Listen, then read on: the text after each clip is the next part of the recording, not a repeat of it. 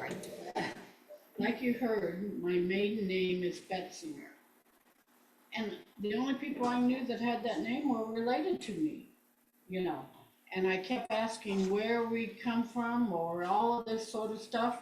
My dad always said we were Irish, English, and Pennsylvania Dutch. Well, when I got to researching, we have no Irish, which is surprising, mostly German and a little English. That's it, you know. But the Betzinger came from Germany, which again I was shocked at. So, like I say, I got researching genealogy and was chasing all of this, and I discovered I was descended from the founder of Shell Rock, which completely shocked me because my parents didn't grow up there, nobody lived there, all this sort of stuff. Well, again, I got researching and definitely was the founder of Shell Rock was my three great grandfather. And as I was researching this, I ran into something that told me this family had come on the Mayflower, which again, you don't believe all this stuff you hear. You just can't. So after I had researched it and I still kept coming up with it, I called the Mayflower Society and I got somebody that was willing to look it up and talk me through it. And he called me back and he said, yeah, you're descended from somebody that came on the Mayflower, which again, just completely shocked me. My mother actually didn't believe me. It was her family and they were poor white trash. And that was it. And how could they have come on the Mayflower and all that good stuff? So truly, that's what got me started. Well, when I was researching this family in Shell Rock, I kept running across names I didn't know, town names. One of the names was Frog Flats. And I couldn't figure out where it was at. I finally talked to an older person and they told me it's only a couple blocks from my house. And they said, you have to go down there on a hot summer night in the middle of the night. Yeah, and the frogs are out there singing. So, like she said, I did a book for the museum about these 8 named locations around Shell Rock. And again, I still have people questioning that and how did I find this and all that. Well, a publisher's agent was over at Creighton University, and one of the museum members was a professor there. And she had this little book, paper book, stapled together, nothing fancy, laying on her desk. And he asked how he could contact me. So he called me up, and we talked, and I had a contract. Well, there again, as we began talking, they wanted to call this ghost towns. And I said, these aren't ghost towns. They're hayfields and cornfields and cemeteries. Well, that's when I found out they were in South Carolina. I thought it was an Iowa publisher. And they thought I was in Idaho, which I don't know where that came from. Iowa, yeah. And so somewhere in it, I said, this is lost to history. And that's where they came up with the lost towns. I still didn't want to use the towns because they weren't towns. Out of all I've done, which is over 100, probably close to 200, I've only found one that was actually incorporated as a town. All the rest were just named locations. So they did 2 books with me and they cut me loose. They said this isn't a viable series. And literally the very next day, it was called Pioneer at the time. It's now, oh man, I can't remember, Tandem Publishing. But the very next day they called me, asked to meet with me. They had an office in Waterloo. They're from Des Moines. They came up there, we met. I took the 2 books that I had already had done. And again, I left there with a contract. and they have done the majority of my books. And again, it just takes me saying, I think I have a new book, and she says, go for it. So anyway, when I got into this, a lot of my granddaughters were getting old enough that they were doing research in school and stuff. And I would ask them where they looked at stuff and how they got stuff and all of that. And little by little, I was learning how to research. I didn't know how to research. And so I put this together mostly because the teachers were asking me to come talk. And it was like, oh, okay, what can I tell them they don't already know? So to me, the biggest thing when you start genealogy is talk to the living relatives. Because again, you only get the chance, and especially older ones or any of that, talk to them while you've got the chance. And you're going to have one that will talk your foot off and still want to tell you more. My grandparents really wouldn't talk about anything. And I just kept going, I'm missing something. Well, I went to the courthouse, again, just thinking, well, turns out they got married in January and had a baby in April. Yeah. And then when I came and said that to him, my grandmother said he died, so he doesn't count. And I thought, wow, But again, they wouldn't talk about anything, that sort of thing. My other grandparents were gone, so I had to talk to older aunts and uncles, and they didn't always have the answers either. But wherever you can, talk to the people, get the background. And when I started out, I didn't know about newspapers. And again, this is something doing the books taught me how much information is in these old newspapers. And the second page with references does have a lot of these websites. And the newspapers are just wonderful. And I mean, if you need to go out into New York State, you can usually find somebody out there that will help you work it and whatever. But here in Iowa, it's just fantastic. Pretty much all you need is a library card and you can use it from home. And like I said, you won't believe what you run into. When I did my prohibition book, it's really when I ran into the newspapers and how much they had. And again, talking to people, I'd hear, we didn't have much of that going on. Pull up the newspaper, oh, really? That sort of thing. And believe me, if you've got names to put in, it'll turn them up. And that's what I tell everybody with prohibition. If you think you got somebody, it'll turn it up. Now, my grandfather actually was a moonshiner or a bootlegger or whatever. And I have been continuing to look for him and haven't found him. But just recently I ran across something, and it's kind of interesting. A lot of Iowa farmers actually began making liquor in the early 20s because the corn prices were so low they couldn't sell it as corn. And so they could make liquor and sell it that way. Well, they didn't want people to know they were doing this. And so there were several different ways. My son-in-law actually called me one day. He's a deputy sheriff. And he called me, he was up in northeast Iowa, and he says, have you heard of the mail route? I said, I don't know about your mail route.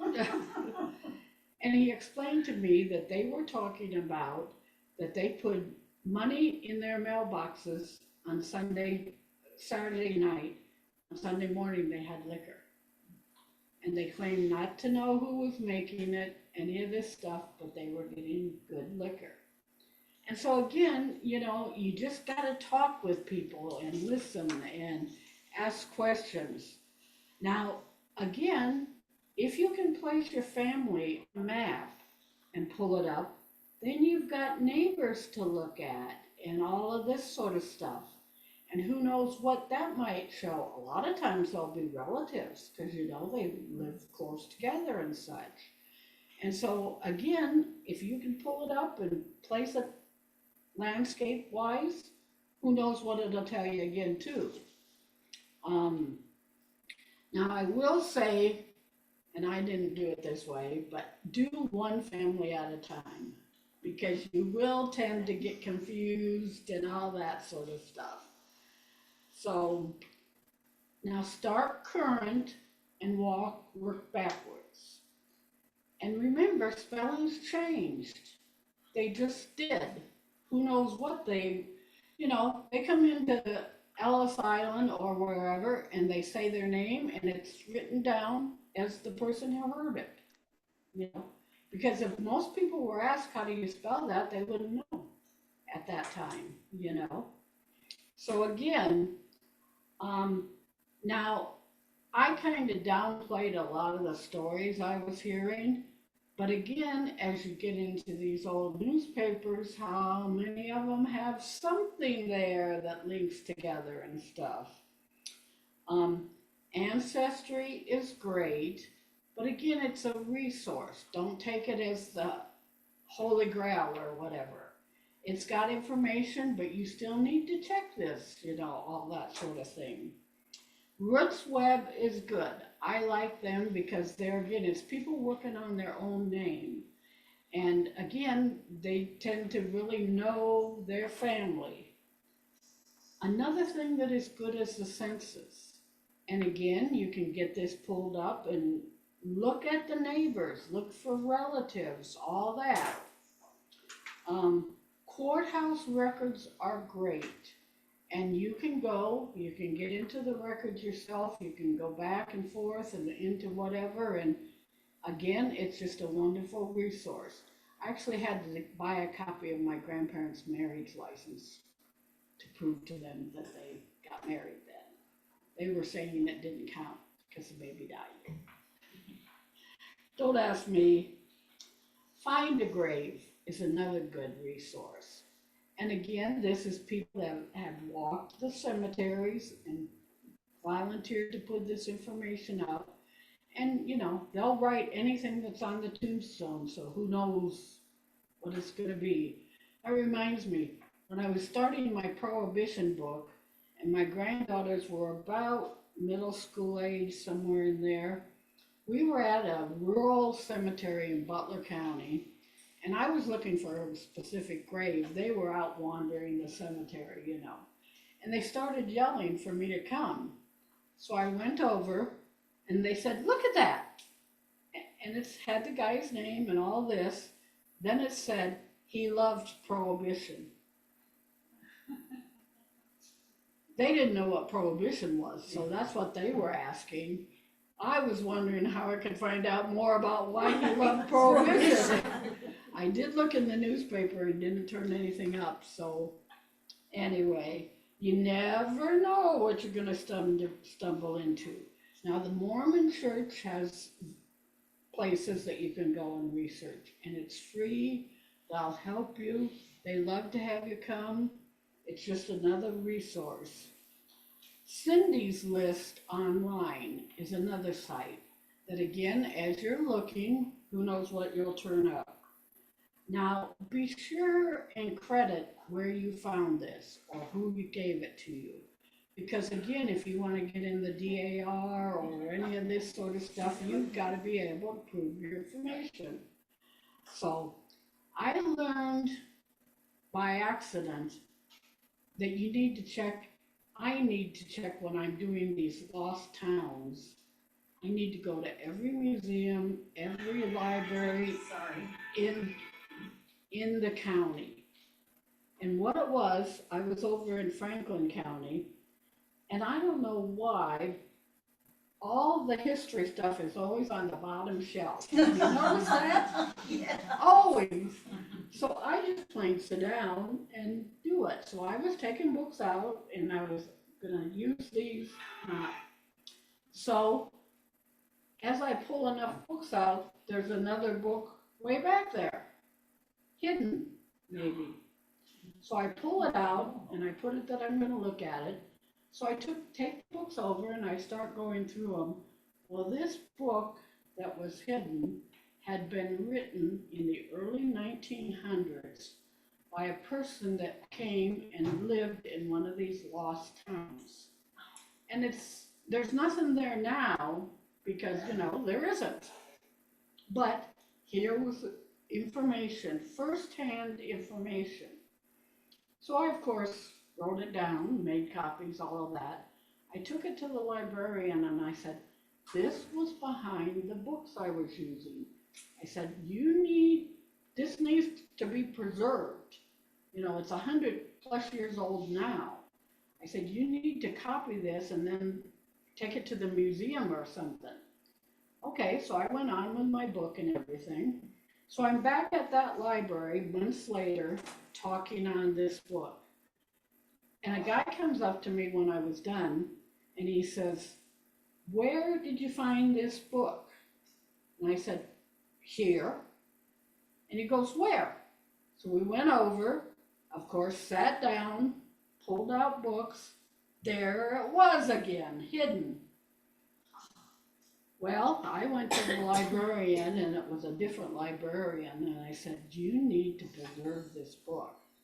And explained it and showed her and everything, and she did. And it's now at the History Museum. But that so easily could have been lost, But you never know what you're going to find in these little libraries, little museums, It's truly unreal.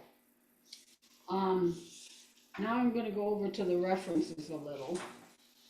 And this digital collection for the World Cat, come on in, we're just getting started, are places that you can find old county histories and this sort of stuff. For whatever reason, the New York Public Library has digitalized a lot of Iowa County histories. In about the 1865-1870 series, most counties had a county history done. And they're the big books, hardback, all this stuff. The New York Library has them digitalized. So, you go to read one of these old books and you can't always read it through and this sort of stuff. You can pull it up on the New York Public Library. It's fantastic to use and such. So that's a good start. Again, there's UNI newspapers. Here in Iowa, is free to use. And if you'll just put in digitalized newspapers and UNI, it'll come up. And again, it's free to use and it's all over the state. They go back into the 1870s and 1880s. So again, the stuff you can pull up. Now, newspaper archives, most libraries do have that. And that costs to belong to, but that is a worldwide site. So if you get to that you're needing stuff in Europe or wherever, the newspaper archives might have what you need. And most libraries, like I say, do have that, and you have to go there and use it, but it's free to use. The University of Iowa has digitalized maps. And again, these go back to the early 1900s, late 1800s. And again, you can pull up your relative's location and you can see their neighbors, and it's a fantastic resource to see who their neighbors were or who their relatives were and such. Now, I like this inflation converter, and I got into using that when I was trying to tell my grandkids that's not today's money. They don't necessarily understand that. So a lot of times you need that to make the comparison. It costs a nickel now, then it costs $1 now, or whatever, You just, again, you gotta explain this to kids. I'm not familiar with that one. Is it just dollars or can you do foreign currency? I would think you could do for Okay, foreign. I'll have to give it a try. Thank you for putting that down. Uh-huh. Pathways is wonderful. And again, this is stuff from PBS. And so you might be able to pull up a show or two that was on and see it. The Annals of Iowa is another good magazine. And again, you can get these online in the older ones. Goldfinch for Young Kids is another source that spells out a lot of these. Again, these are all just great sites you can pull up from home. Now, the historical library, the state libraries are at Des Moines and Iowa City. And before you go, check for their hours, this sort of stuff, because they kind of change and some of that. If you go to Iowa City, I think it's Iowa City, yeah, you have to take change because they got parking meters. And lockers. You Yeah. have to put your purse in a locker and you have to Right. pay for that. Yeah. So they're great sources, but again, just go prepared. And again, the local museums have stuff. Who knows what you'll walk into and be surprised at. Now, we do have interlibrary loan, and I didn't realize before I got into this that not every state does this. But we very much have it. Most of the time, it doesn't cost, or it may cost $1 or something. But give them a donation because it costs them something to get it, that sort of thing. So I think I'll pause, see if you have questions, and then we'll kind of go from there. Anything? I'm curious about that Goldfinch for Young Kids. Mhm. How do I find that? It should be in any library. And now, it used to be the kids got it in school. I don't know if they still do or not. Is it And it may not even be, is it still published? Yeah, I don't know if I it's, mean, I remember it from when I was in school, Yeah. so that was Yeah. a lot. but it's a fantastic thing if you're wanting to show kids something, because it's written for them. Did I see something in the last week that said the State Historical Library in Iowa City is closing? It's planning to close. I guess There's so. a petition. Yeah, Sign there's a petition. petition going There's a around. petition. But it's not gonna close until the end of twenty Right. twenty-six. Okay. Right. So they do have limited hours. Lit- but you do Right. need to call Limited ahead. hours. Yeah. Yeah, Yeah. okay. You need an appointment Yeah, you need an appointment now, now. yeah. How do you know if the person is the same person? I'm running across that because we have, for example, like if you have a Johann Bortz, could have been a Bartz at some point. How can you tell if they're the same person? It's difficult, you have to get into birth dates and that sort of thing, and locations, and hopefully you get enough information you can decide. Especially in the old records. Census is a good thing that might help. And they're also dependent on who was writing the information down. Because I Exactly. found mistakes in some of those. Yeah, that's it. I mean, census was, people went around and gathered the information, and if they weren't patient or they weren't asking how to spell something, yeah, you get what you got. And it's not always correct. So, anything else? Any questions from the Zoom people? Go ahead and unmute if you do have a question.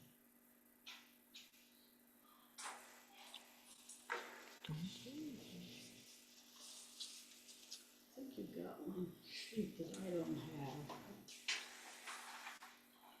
Oh, the websites.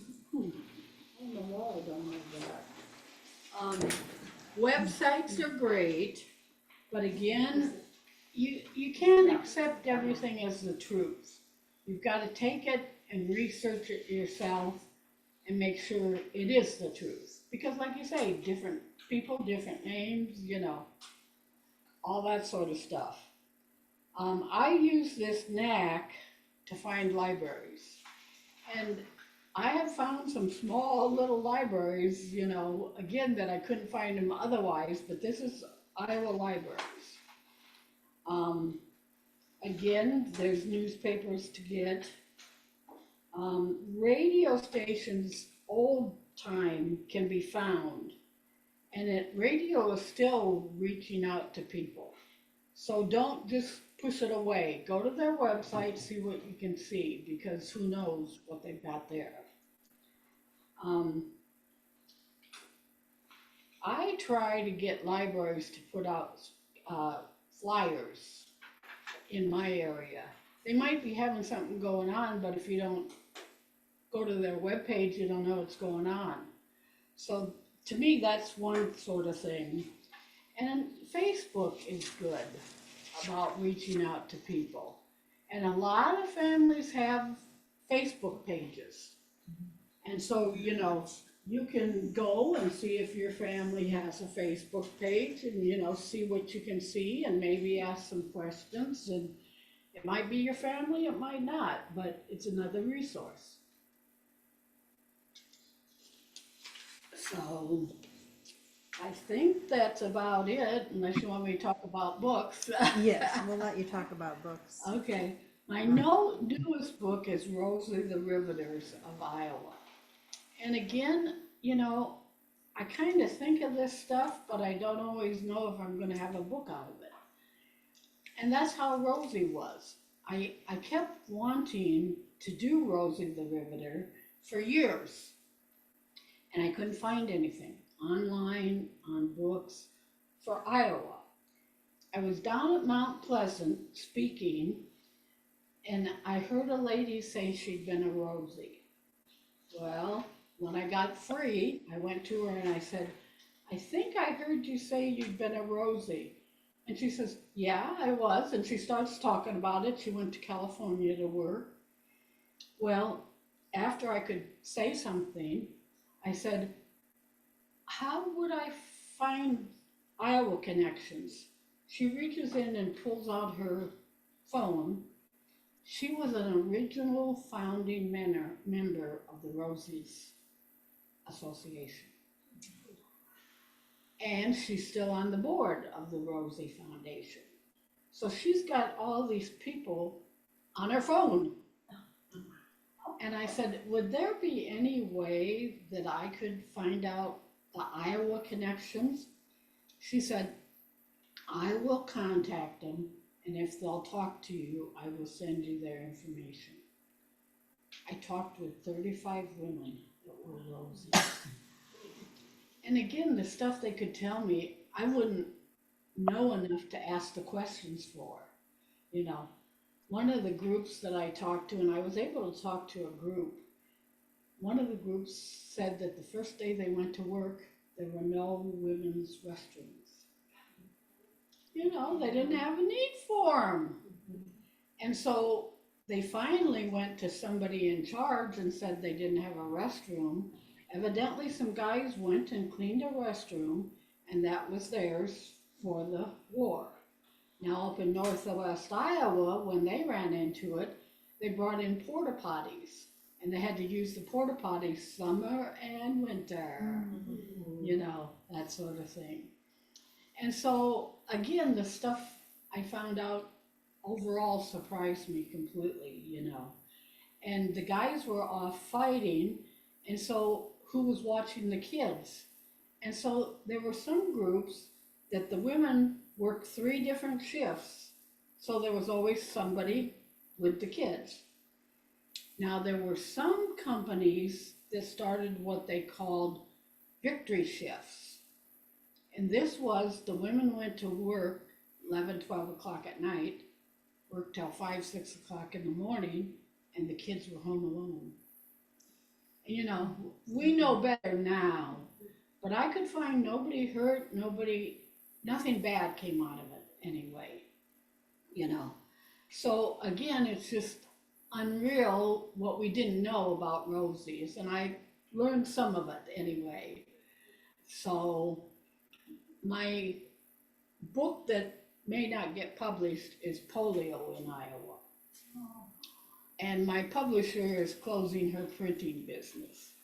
And so we haven't completely decided yet. But like I said, I was an RN.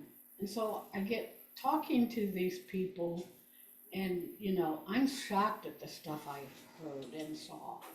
Because I had worked on a patient in an iron lung, so I knew that, you know. But again, now to talk to people that have been in iron lungs for 50 and 60 years, you know, and they don't know what's gonna happen, you know. Someday they're gonna pull the plug, they said. Well, you know, if you're in your 80s or even 90s, yeah. So, What's the most exciting or shocking thing that you've discovered through your research?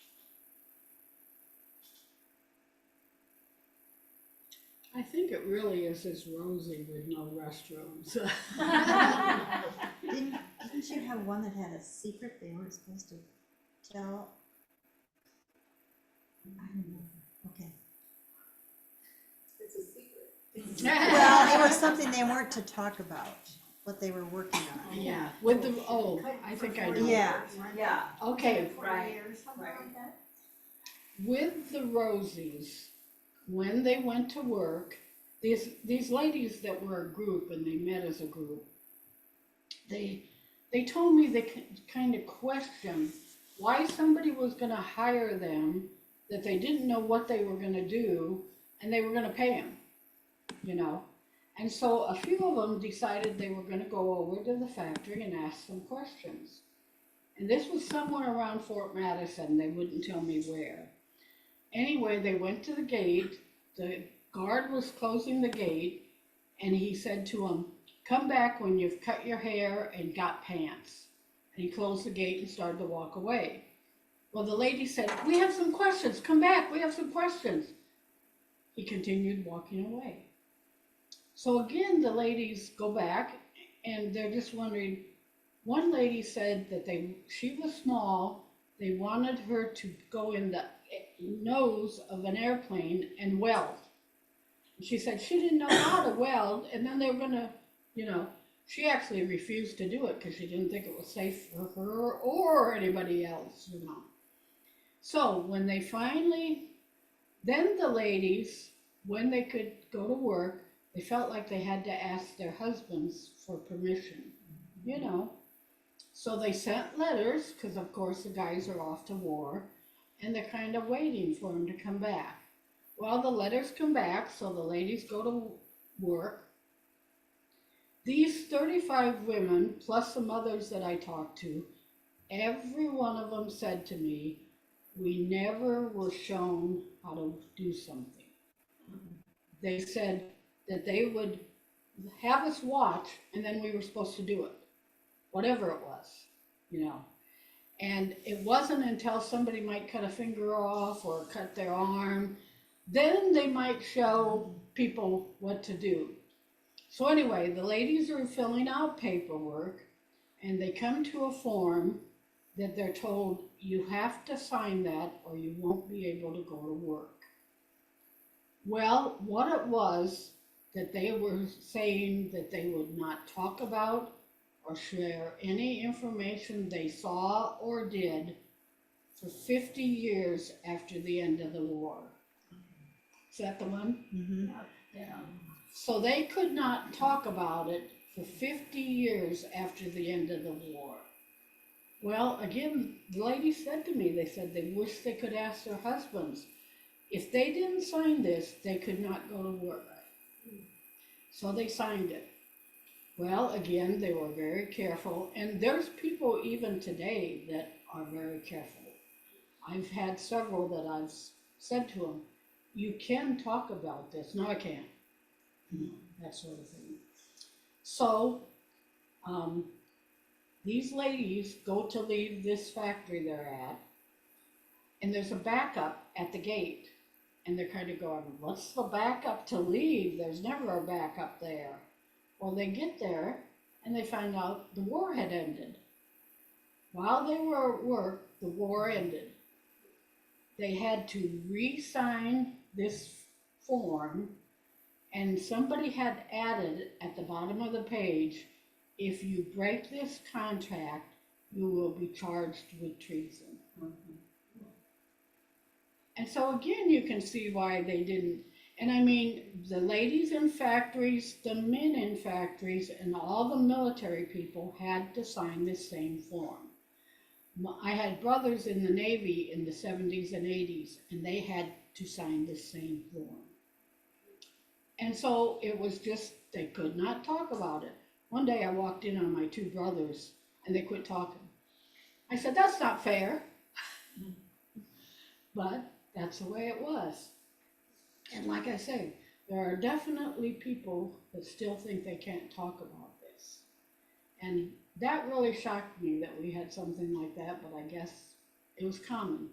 War. Yeah, especially with the war, you know. So, Well, thank you, Linda. We got quite a lot of information today. well, I have books for sale. Yeah, yep. And I have, for those of you that might have kids or grandkids, Yeah. this isn't my book, but my publisher asked me to take it around. This is about all over Iowa, and the lady that did this has MS, so she can't travel. So my publisher asked me to take it around. So this book is $10 if you're interested. Mine are $20. Thank you. Okay. Thank you. Thank you, Zoom participants. See you next month. Thank you. So there's 41 extra books out